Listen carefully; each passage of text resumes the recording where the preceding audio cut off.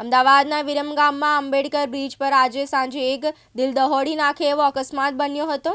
મળતી માહિતી અનુસાર હાંસલપુર ગામના રહેવાસી વિક્રમભાઈ નાગજીભાઈ વાઘેલા પોતાની બાઇક પર ઘરેથી પોપટ ચોકડી તરફ જઈ રહ્યા હતા। આ દરમિયાન બ્રિજ પરના ટર્નિંગ પર અચાનક તેમની બાઇકનું નિયંત્રણ છૂટી જતા ગંભીર અકસ્માત સર્જાયો હતો।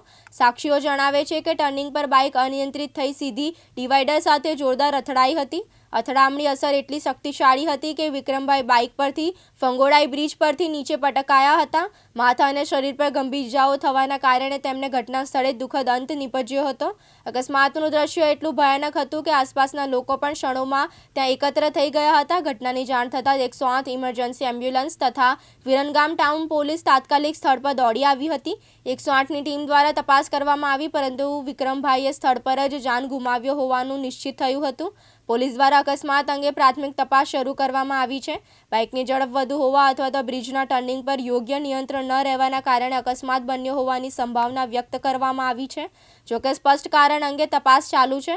આ દુર્ઘટનાએ હાંસલપુર અને વિરમગામ વિસ્તારમાં શોકનું વાતાવરણ છવાઈ ગયું છે। યુવકની અચાનક થયેલી મૃત્યુના સમાચાર જાણતા જ પરિવારજનોમાં રોદન રડારોડ મચી ગયો છે। સ્થાનિક લોકોએ બ્રિજ પર સલામતીના વધારાના પગલાં લેવા તથા આવી ઘટનાઓ ન બને તે માટે યોગ્ય વ્યવસ્થા કરવાની માંગ ઉઠાવી છે। નસીબ મલિક, દિવ્યાંગ ન્યૂઝ, વિરમગામ, અમદાવાદ।